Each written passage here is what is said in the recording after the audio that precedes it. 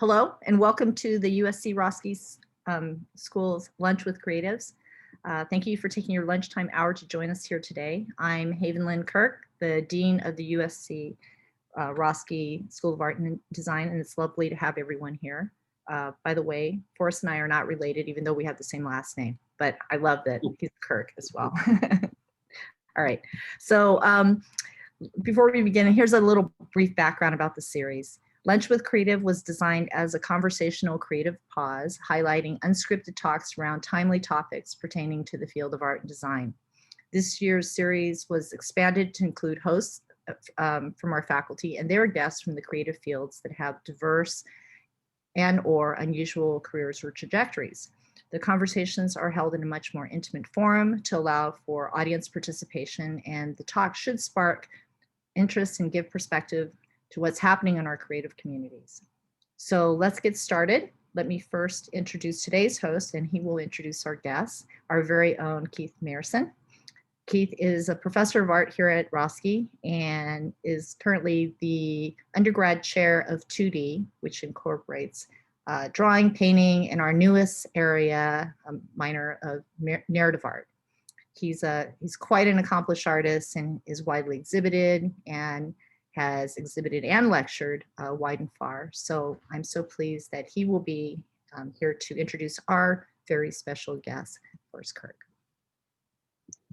Hey everybody, thanks so much, Haven. Really great to see you all, and thank you guys so much for joining us. Yeah, I have to say I'm really so pleased and proud that Forrest could join us today. There was a great sort of avant-garde young gallerist years ago who showed me his work. She was like, "Oh my gosh, you have to see this person's work. It's so amazing." She brought me into the back. She pulled out her wax floors paintings, and immediately I was enamored and really excited about this fantastic work. And now, a few years later, fast forward into the future, I'm so pleased and proud that Forrest is my friend and painterly colleague, and so glad that you could join us today. I'll just read a brief bio. Forrest studied at Cal State University, Los Angeles, and spent a year studying classical painting techniques in an atelier in Paris.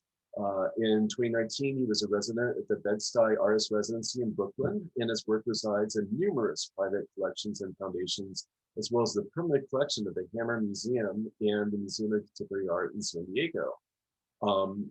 He recently had a show last June at the Franklin Parish, I'm sorry, I'm messing this up, the Parish Heinen Gallery here in Los Angeles last June.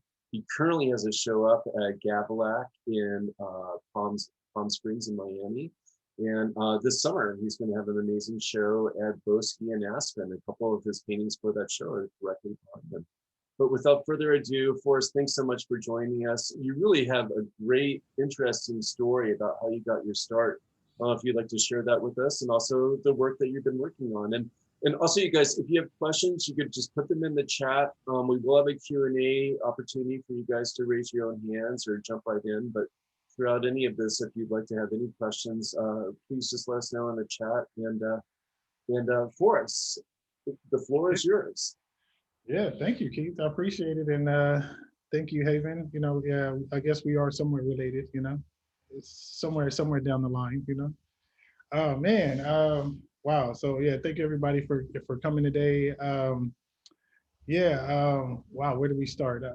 So at the beginning, I guess I'd just like to say that, you know, I guess everyone's foray or entering into the art world, I guess, starts in different ways, you know, and I guess for me, I guess it's been like a culmination of just life experiences and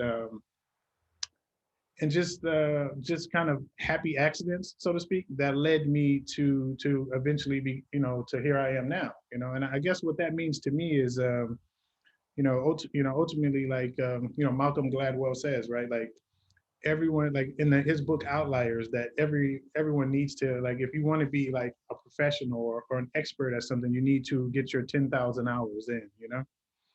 And in the book Outliers, he talks about the Beatles and how they were just doing these sets at this random bar in like London somewhere, but they would have them like play for like hours on end, you know. So then eventually they became like this, you know, obviously the Beatles and who they were, but it was because of those times where they were just in these random settings getting those extra hours that they became like really good at something. So I kind of like liken that to kind of how I became like, I guess, pretty good at art.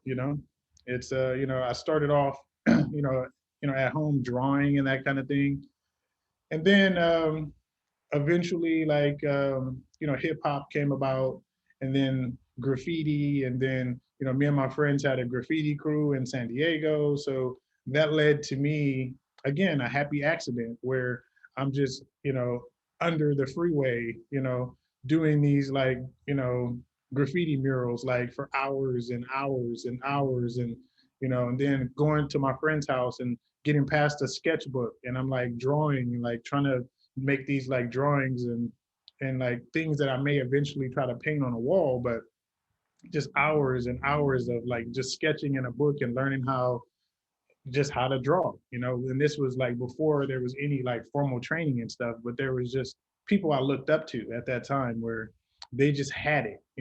And um in the graffiti world, there's a thing where you first start off, you're called a toy, which essentially means like you can't draw. You're just basically someone that's starting off, and your work looks terrible.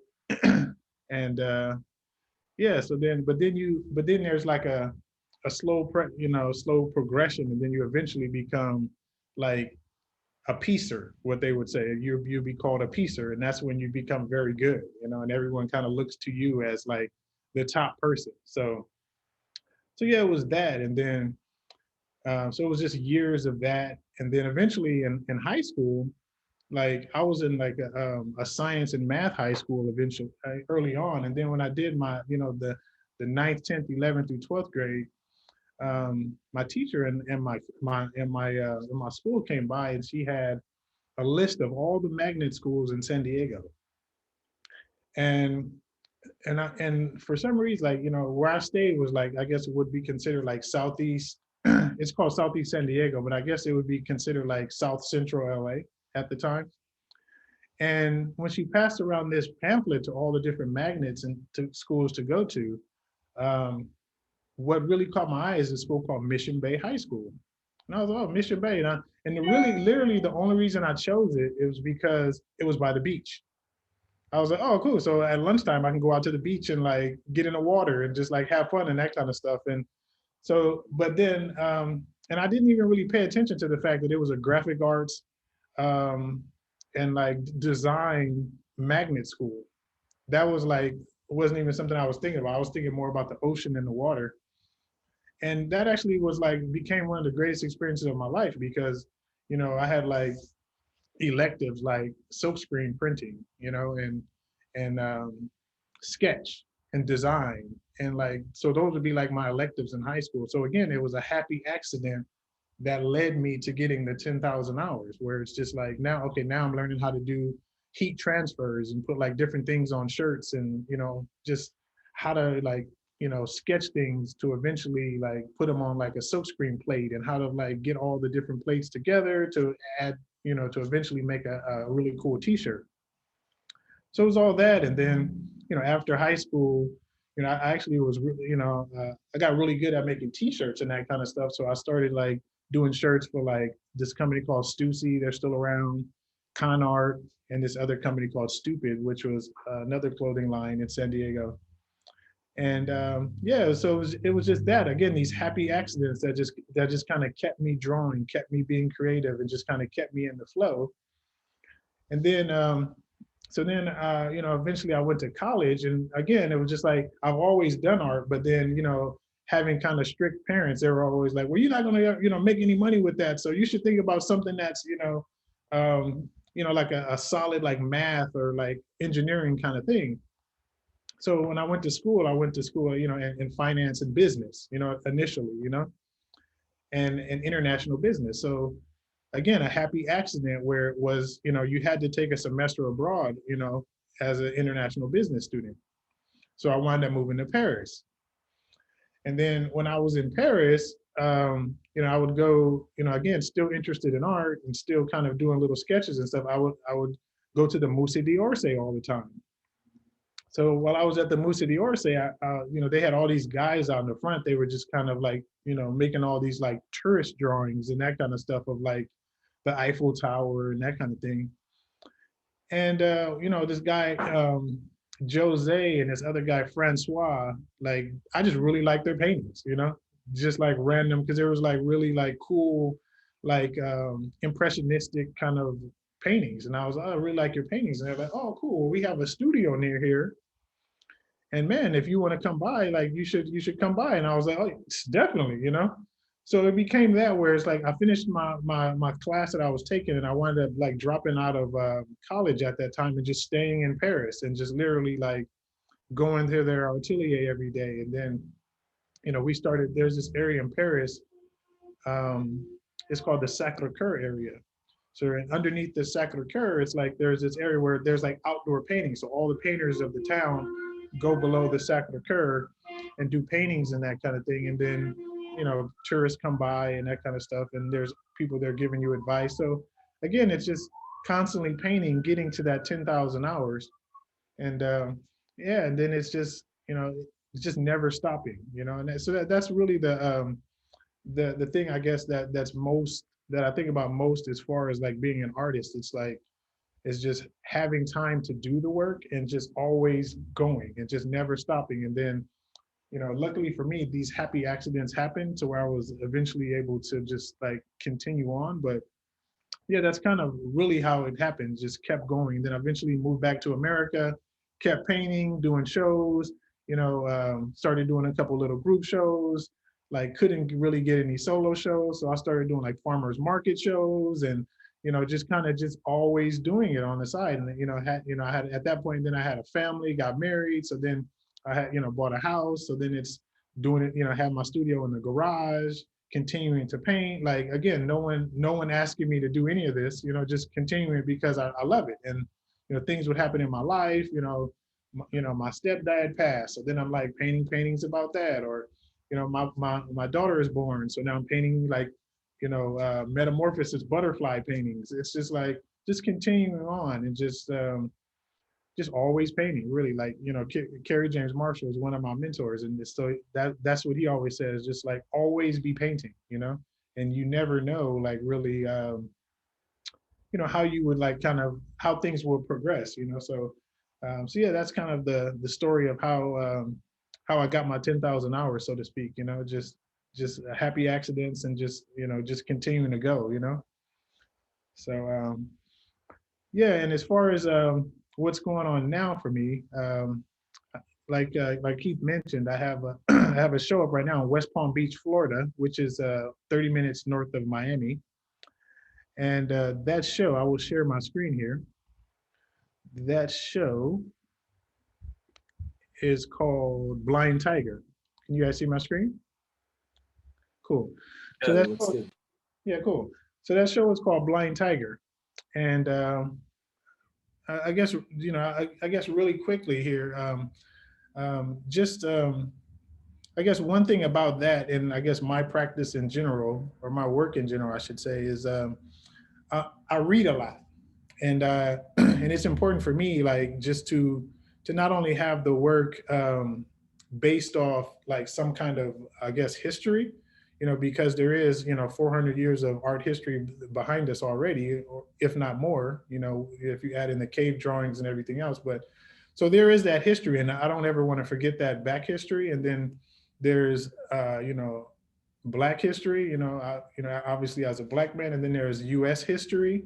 So I guess I just try to combine all that, and then I combine that and find like a link into my life. So when I was coming up with the theme of the I guess the theme of this show, how I usually put together a show would be essentially, so essentially it's always based on the area. So this show was in West Palm Beach, right? So then it's like, for me, like, it's very interesting to me is to start at the beginning, right? So I go to the beginning of West Palm Beach, and obviously it's the Indians, the Seminole Indians, then there's the Seminole Wars, and just kind of all that. And then eventually it was called Lake Worth after a general. And then as I'm going through the history, and and all this stuff is very interesting to me, because obviously when I do a show in a certain area, for me personally, and my work, I never want to like just do a show without thinking about the area, because I feel like then my paintings would arrive to the area naive. They wouldn't know about the area there, and there's like symbols for the area, and there's things that are unique to that area that I may want to use, I may not want to use, but it's important for me to know these things about the area, so my paintings aren't naive and they're just not like these random paintings put in here. And so if I choose to use a symbol for the area, I can, but I don't necessarily have to in any way. I don't want to be, I guess, didactic in any way in the work. But at the same time, it's important for me, for the paintings to know, and for me to know about the area that they're in. So as I'm going through the history, I eventually came across this history of the actual area of Palm Beach. Once I got past the Seminole Wars and all that stuff, where there was this ship that was going from Cuba to Spain, and the ship had 20,000 coconuts on it. So as the ship was going from Cuba to Spain back in the 1800s, the captain of the ship fell asleep at the wheel.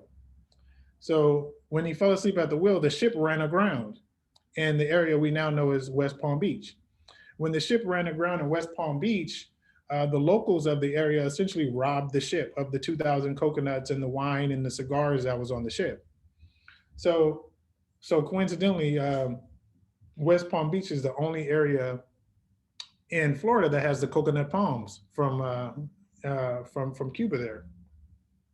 So when they took the 2,000 coconuts, that essentially started a little economy inside of West Palm Beach, where they would sell the coconuts on the street for a quarter and that kind of thing. And a lot of the blacks and the indigenous people didn't really have a lot of work because the economy started to change. So the blacks and the indigenous were moved to this area of West Palm Beach called the Sticks. So they didn't really have much work to do at that time, and there wasn't a lot of development there. So the people of the area of the Sticks, they had these businesses during the day, but then at night they would essentially have, inside the business, there was always like a underground bar or whatnot, which are called Blind Tigers, which is coincidentally the title of the show, Blind Tiger. So I thought that was very interesting that, because when I was growing up, my stepdad actually, he actually was a gambler, and he had similar setups where, we had a shoe shine store, we had a liquor store, we had a couple of apartment buildings and stuff growing up. And so, but it was one of these things where you had, if you knew him, and you had to know him or someone, and then they would, tell you, oh, you go through the back door and there's a crap table back there or something like that. So it kind of tied into my life, where as far as the Blind Tigers having that same kind of setup, where it's a legitimate business in the daytime, but at nighttime, or if you know somebody, there's this back entrance that you can go to, and now you're in this whole nother world. So that's essentially what the show Blind Tiger is about. It's about me using a similar motif that everyone has seen me use, prior in the past, which is the fist motif, which goes back to, BLM, Black Power, human rights, and since it's first introduced in the '68 Olympics, it has that whole, I guess, history behind it. But then, so I thought it would be very interesting to use the theme of Blind Tiger, which is essentially hidden businesses and hidden things inside of a similar motif. So each of them have it. So this fist, for example, here. The first one, this gold one to my right, I'm not sure if you can see my pointer or not, but this gold one to my right, it actually it actually has several people inside of the fist. It's kind of hard to see, obviously, from this photo, but it has several people inside the fist, inside of a bar, and they're having a drink. But it's also like an abstract painting, inside. And the second one, there's actually like several people, and again, they're talking, and then there's like a small like tiger inside of it as well, which kind of like goes with the theme Blind Tiger. And this third one, I guess closest to the corner, actually has a ship that's wrecked. It's a shipwreck in there for the which basically goes back to the history of the captain that fell asleep at the wheel on the way to Spain. And then the large narrative work to the far left, which is basically the largest work here, is essentially that. It's the idea of blind tiger. It's yeah, just it's an abstract painting, but then it's also everything that, that title, that theme has, I guess, yeah, just yeah, it's just basically how I feel about it. And it's just like this guy, he has a crown on, which kind of symbolizes like colonialism and everything that entails. And then towards his back, there's I guess some sexual connotations with like some breasts exposed, and then there's this like a couple waves of energy, and just yeah, just like I guess it's just, and I guess that kind of denotes just the energy as you would be walking into like the new establishment. And then there's this guy who has like just a lot of texture on him, and he's like walking by, and so essentially like this colonial person watching him. And yeah, and then yeah, also inside of the painting, there's just like a lot of, I guess, again, details you probably can't really see here, but it's just a lot of, like, I guess, ground and earth, like things like this, where it's just like really earthy and groundy, and just a lot of play with materials, with with the Gorilla Glue and the epoxy, and just like how those work together. So, but yeah, I'll pause there for a second, and I'll let you jump in for a minute, Keith, because you look like you're like chomping at the bit there, No, it's really good. I'm really curious to see like any details that you have of these particular images, but I think it's so great that you really study the area where you're in, and really make these installations happen very specifically for the area, and give it great content and great context, with everything that you always bring to your work. But yeah, if you could walk us through a couple of these individually, and also talk about your materials, that would be really interesting for people to hear.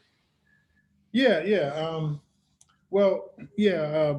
Basically, all these paintings, they're all basically built and constructed using a technique I invented called the Elite Motif.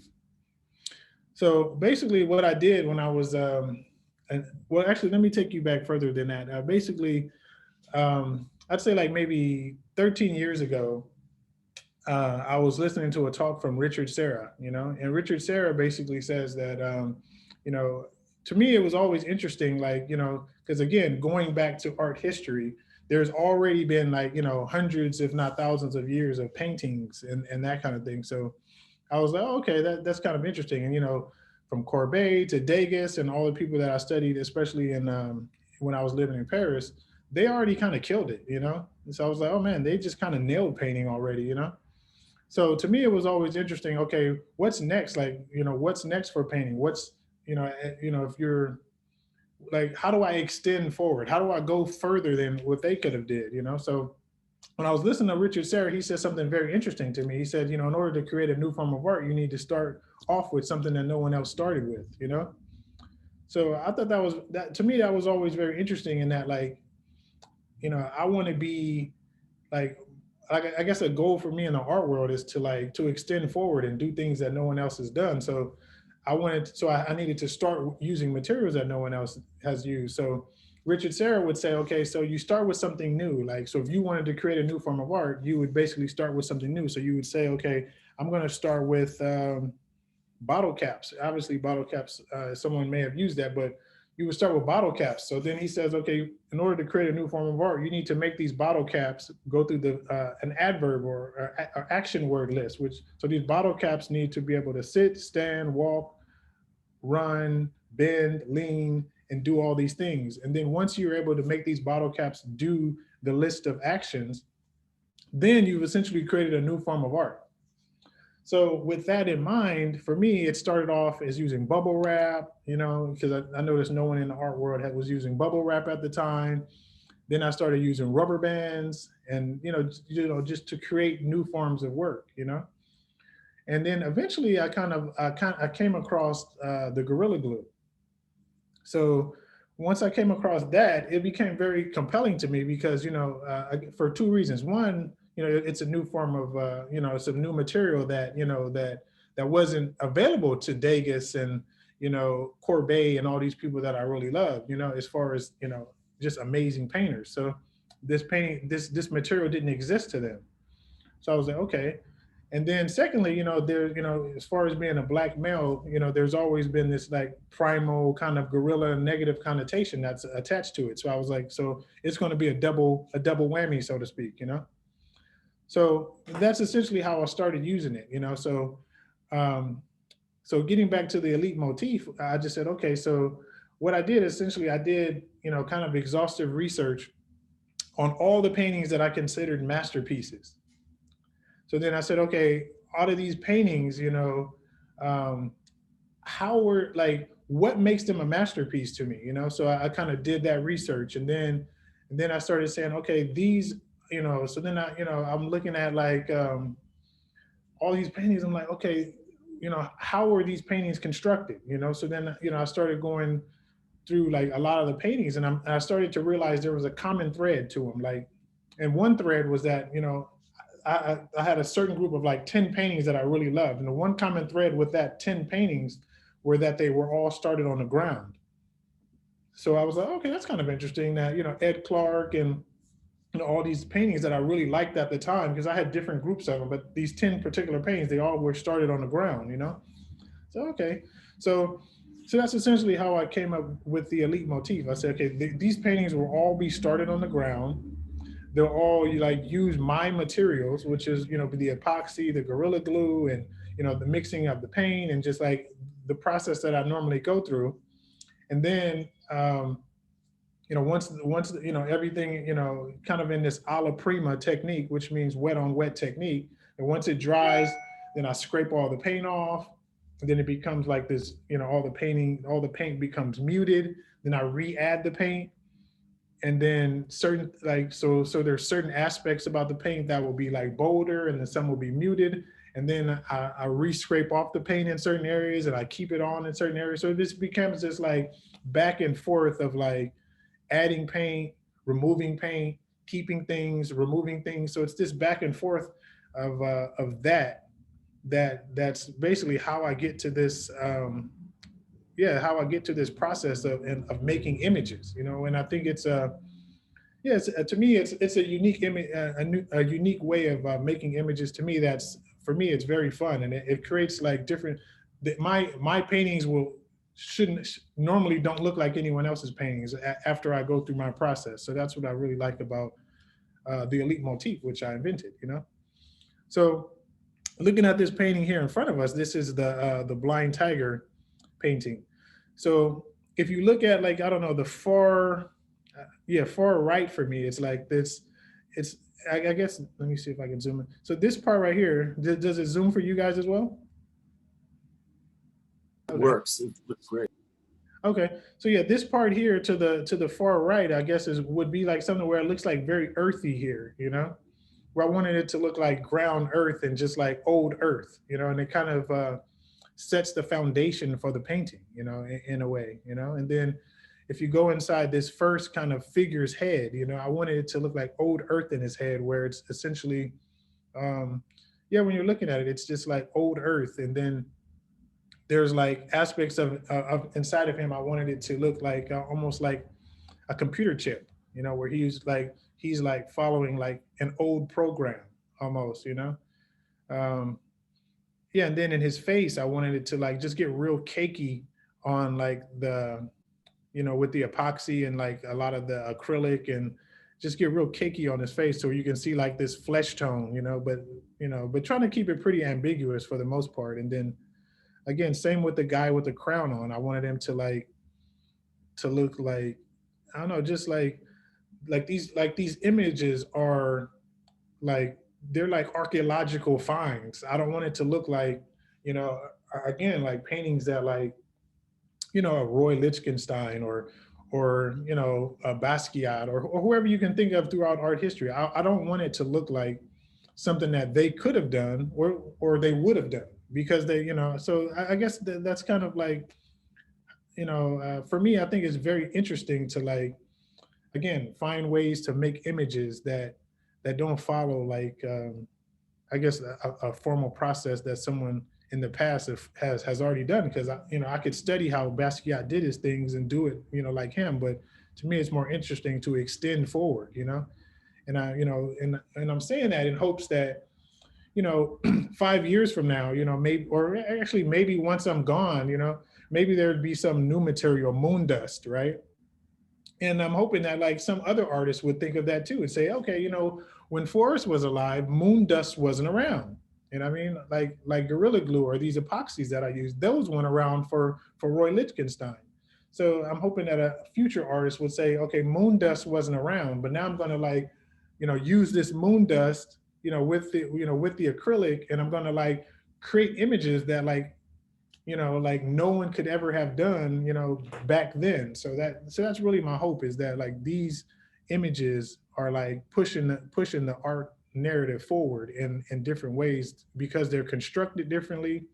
Like on this particular image, this guy in the corner, like as his face is developing, also like, notice how like his face is like also dripping down, and it's like it's almost like melting off as he's leaving screen, just like things like this, where I just felt like, again, like Courbet could never have done this, because not that he wasn't technically skilled enough to do it, but it's just like he didn't have the materials to do it, So I think that's important for me to just like, I don't know, just push images that will, I don't know, just be different than my heroes, I guess, could have done.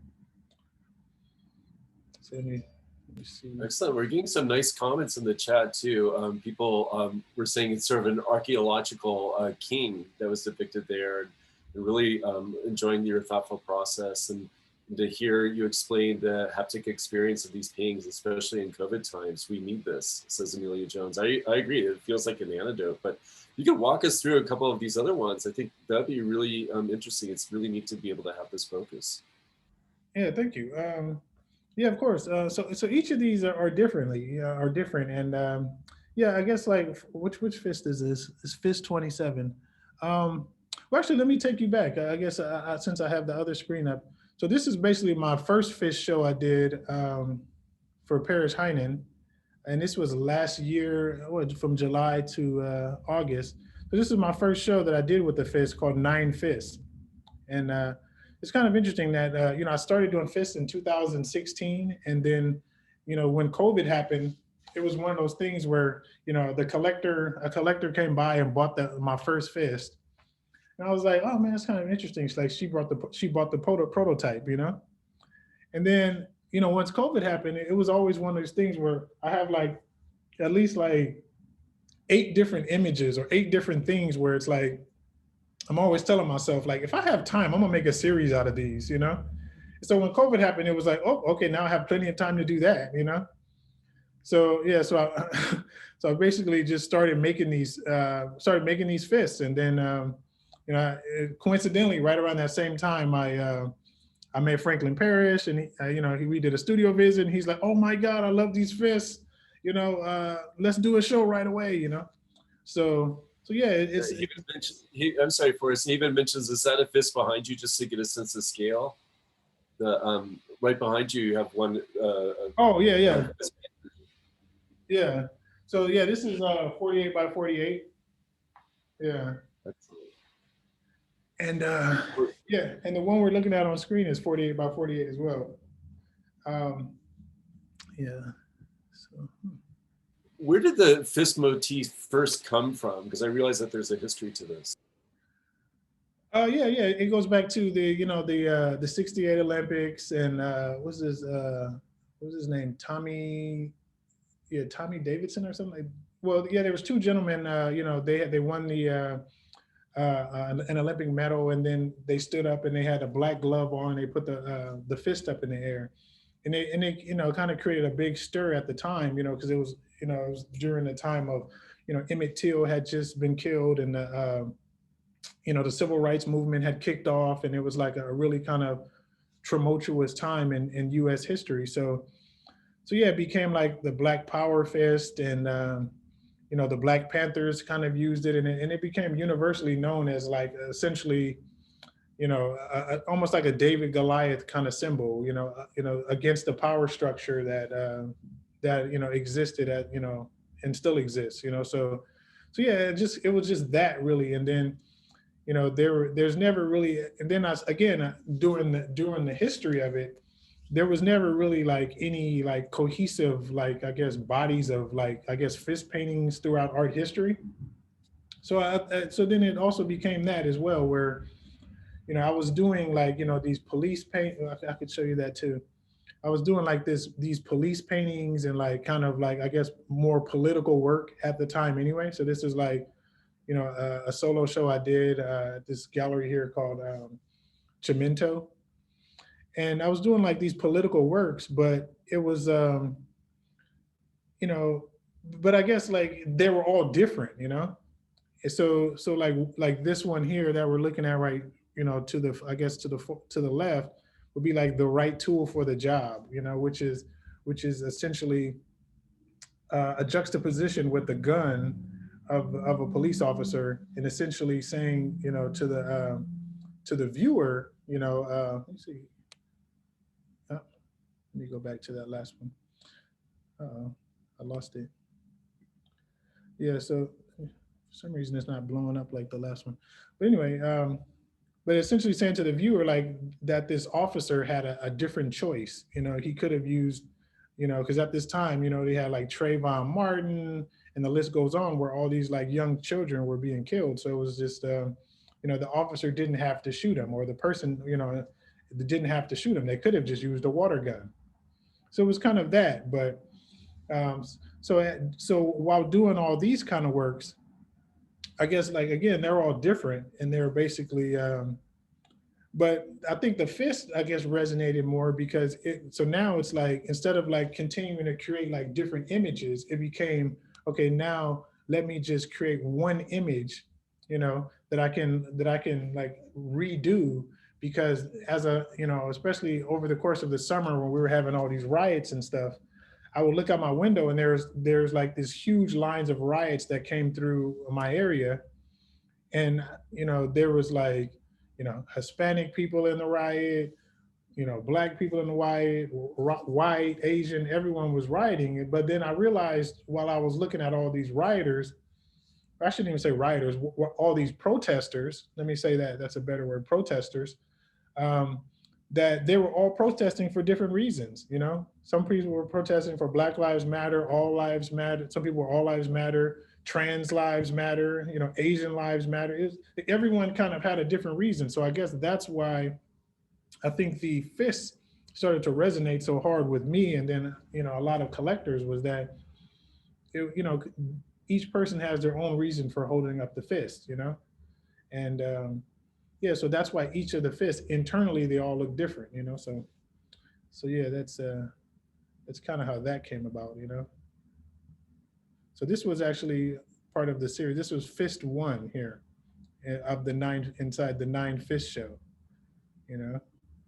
This is fist 10, and coincidentally this fist behind me is fist 40. So now I'm at 40 now. So it's kind of interesting how they just keep going, you know. So I'll scroll through a couple of these. Yeah, and so each one is, like I said, different. So, like, you know, I guess as I'm going through each one, you know, there's like, you know, formal abstraction that I'm trying to use inside the fist. You know, then the next one I might be trying to use, it's almost like a chemistry set where I'm like trying to make it look like more liquid or something on the inside, because I want each of them to like have their own, like be able to stand alone as their own, you know. So one might look like more cartoonish, when the next one just looks like a more like a color field painting. And then while the next one would look like kind of like metallic or something like that. But they all have that formal structure, you know? And then this one is coincidentally at the San Diego Museum. But yeah, so they all just kind of, yeah, I guess just live in their own way, you know?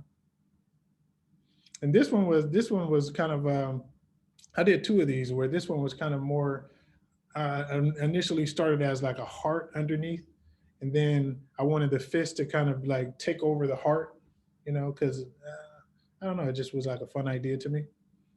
So yeah. Oh, so that's something else.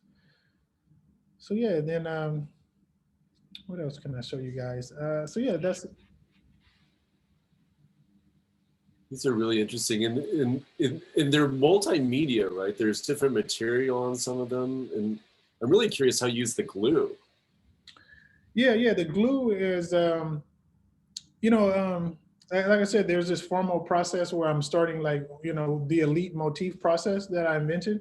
There's that, but then other times, like if we go back to if we go back to like this painting, I'm using like the glue in more of like a sculptural way, to like create like this kind of drippy feel, or I'm trying to like, where I get like really cakey on the face here, where I'm trying to like make it look like it's like a almost archaeological, where I'm like kind of digging out the images and then creating like these like um but then there's like I said, I've been using it for like going on 13 years now, so I've kind of like literally done everything with it. So now here it's like, and it's inside of here where it's like creating this very light translucent film like inside of the figure's head.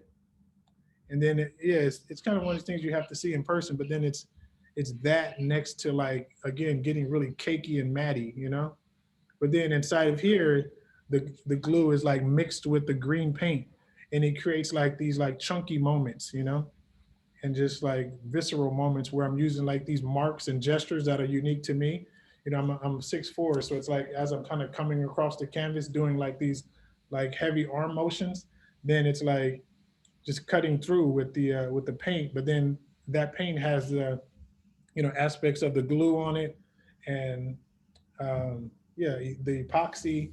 And I'm looking at the different materials now that but yeah, then there's a lot of gloss medium I use, tons of like matte medium that I use, because to me it's always very interesting, like again, to create like just a very interesting surface. I'm very surface oriented, so it's like if I'm gonna like create I guess an image, it's very interesting to me to have a metallic paint right next to, like, so the metallic is very shiny like this, right? So it's just like very forefront, like it catches your eye, but then have that literally right next to something that's like matte on matte paint.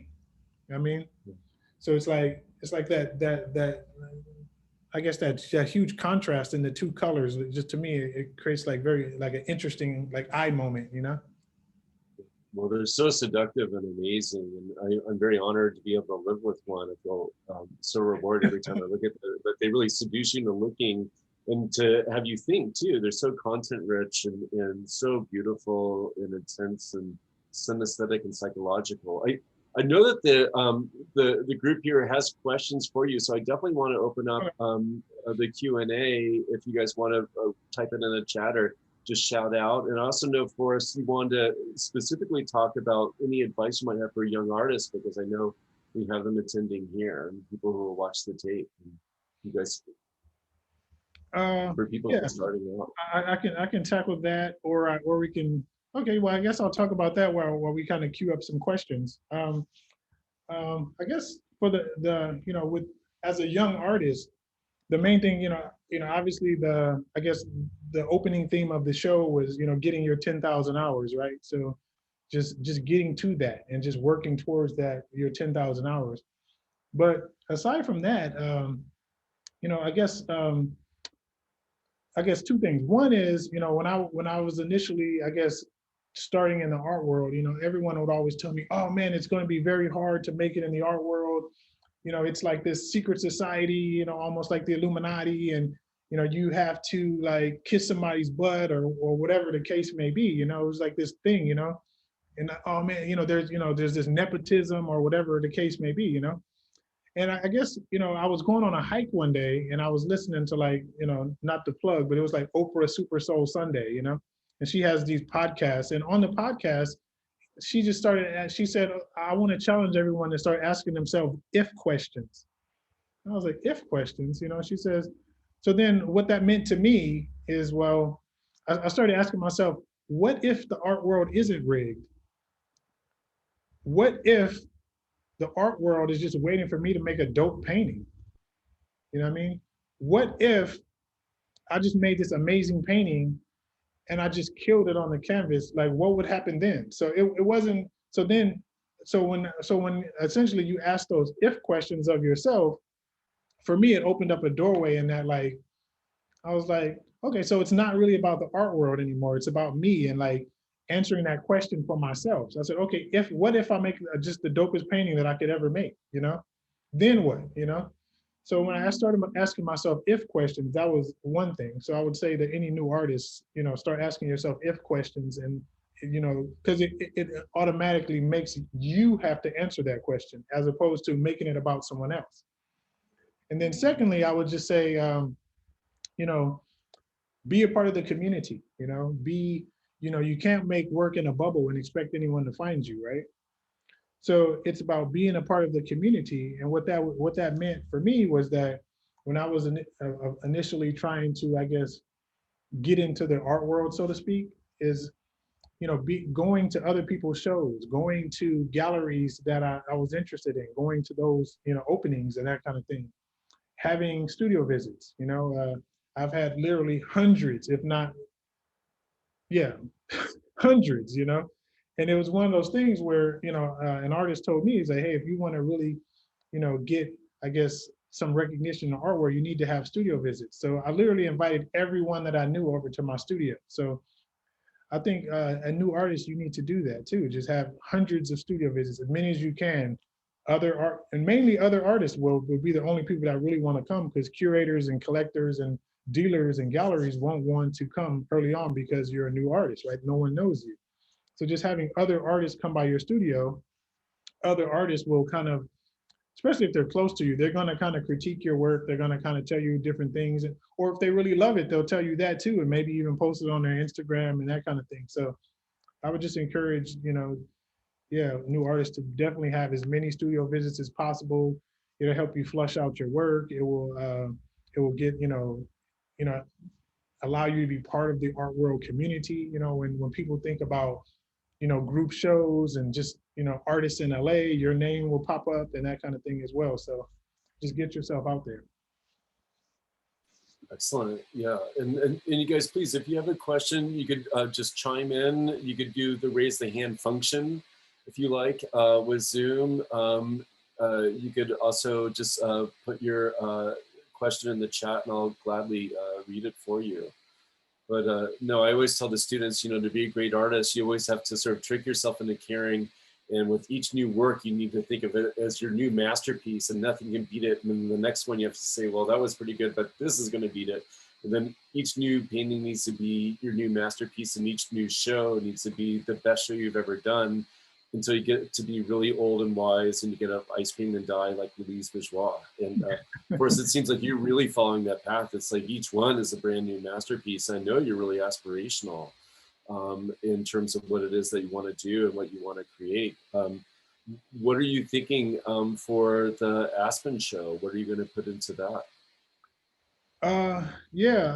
So again, it's just, again, my process is doing a lot of research, you know. So in that process,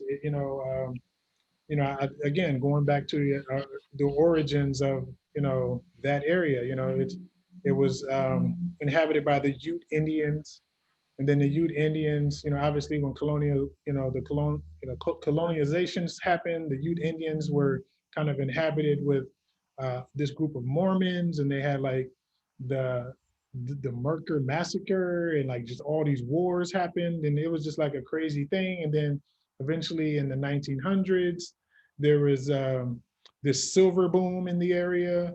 So then the silver boom happened. So then that's kind of where my show in Aspen will start. You know, my show is called A Villain's Narrative. A Villain's Origin Story. So essentially, that's where my show starts, is in the prospecting years. So then there was all this prospecting, and then, and you know, the early 1900s, the silver market kind of collapsed. So then Aspen went from, you know, a town of like 30,000 to down to 500 people. So basically, so when that happened, there was this man who was essentially what my show is going to be about. There was this man called Hannibal Brown. His name was Hannibal Brown.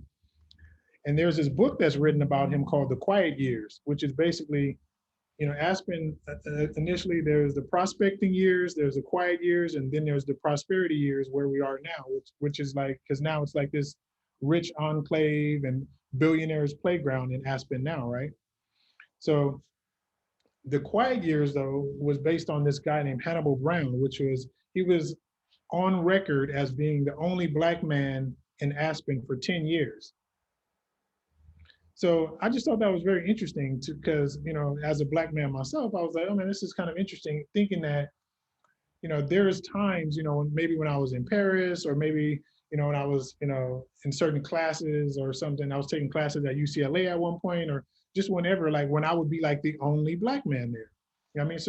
So then I was like, just that, but then he was the only Black man for 10 years, and this was like, 10 years, post antebellum slavery, you know? So anyway, I just thought that was a very interesting story. So then when I heard it though, I was like, man, this sounds like a villain's origin story. So that's why right now the working title of the show is called A Villain's Origin Story. And this painting over to my right is actually one of the ones I'm working on. It's probably like maybe 15% done, but it's basically that. It's kind of a and then there's this other one here to my other right. You can't. This is off camera, but this is another one I'm working on here.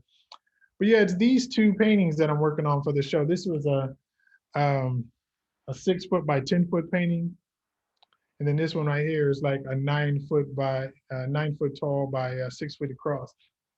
So yeah, it's just like after reading this book called The Quiet Years, it was just kind of interesting, just all the things that he was like had to do, he was one person's bartender, he was another person's driver, he was another person's like handyman. It was just like, so I kind of started to think about him as like this like robotic figure, so. But then I talked to Marianne about it. She loved the idea. So then so she's like, yeah, just go do whatever you want.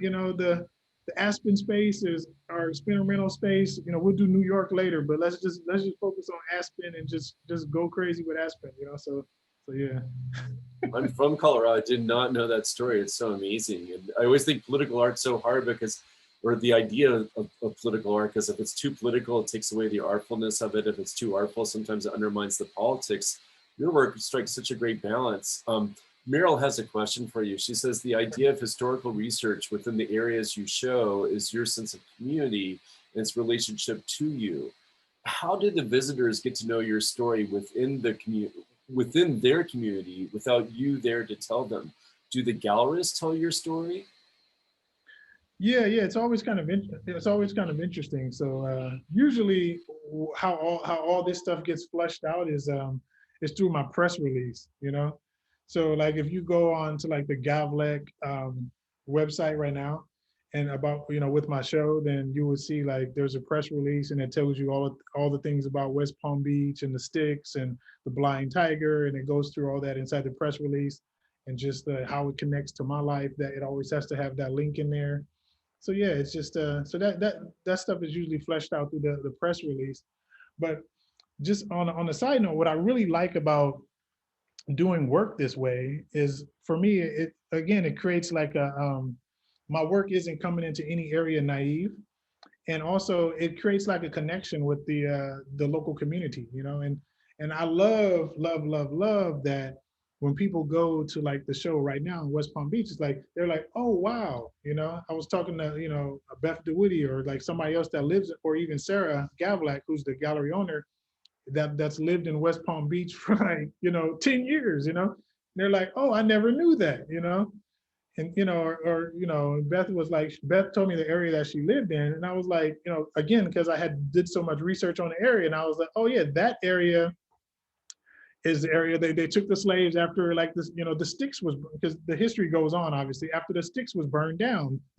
She's like, oh, I didn't know I lived in that area, So it's like, it's always interesting to like be able to just, I guess, open people's eyes about like just history that's going on and but not necessarily needing to be overly didactic about it. It's like if you want to get deep and go all the way there, you can. But if you just want to enjoy it as an abstract painting or a figurative painting, you can just keep it surface level too. So I like having both, Well, the power of narrative and allegory and work is that sort of a slippery slope. It could be very directed towards things, but also in a good way, people could muse about it and really relate to it. And certainly with your figures and your really seductive paint handling, the formal aspects of the work is so strong, but the content is so rich and amazing too. It feels really pertinent to our time and really kind of an antidote for a moment, or at least the Trumpian moment that we're pausing out of, hopefully. Your curators love me because they have a lot to talk about. That's true. Well, this has been excellent for us. I don't know if you have any other closing remarks that you'd like to give the group, or if anybody has a last question we could ask Forrest. Yeah, but Forrest, any last thoughts for these great people, students and faculty in your community here in this Zoom call? I guess let's see. And you guys can unmute if you have a question. Oh yeah, feel free to unmute. I'll take a moment in case anyone has a moment to figure something out.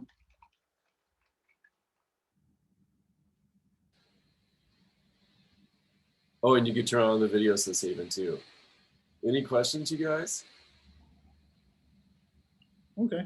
Well, I guess one thing I will say to, I guess as a closing comment is just, so we've kind of talked about, I guess, how I came about and just the different shows, how I formally kind of put together the work, kind of how I apply the paint, and just like how I, the narratives, the kind of aspects behind the work. I guess some a little bit of tidbits for new artists about the do's and don'ts.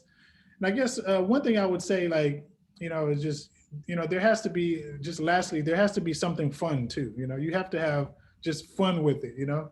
So one thing I always do, and I think that is I guess it's kind of interesting, is that so whenever there's like and this is some advice for, I guess, new artists too, is just whenever you're like eventually like you do have like a group show, or you do you're in an art fair or something like that, always think about, there's this rapper, right? His name is DaBaby, and when DaBaby when he first came out, the funny thing about him is like he used to wear a pamper on stage, So then everyone's like, oh man, the baby, this is crazy. Like this guy, the baby, he's on stage with a pamper, So it's kind of one of these things where everybody's like, oh man, the baby. So it kind of, everyone's talking about the baby in this pamper, right? And so I guess how that translates is that like, so everyone was talking about him. He became like very famous for wearing this pamper on stage, right? But then once he became famous, you haven't seen the pamper since, Mm-hmm. So the reason I'm saying this to, I guess, to you guys is that, as new artists, you're coming out of the MFA program, you're coming out into the world, and you're going to get that first opportunity. So what I would always tell my friends and stuff like that is, when you have your first show, you need to be the baby in the pamper, So that first show or that first art fair, do something that's your baby in the pamper. You don't have to like, cut off your ear or anything else like that, and get crazy about it. But just whatever that baby in a pamper means to you, So for me, it meant like, I was in this art fair. It's called Fog in San Francisco. It was like one of my first art fairs, and I did like this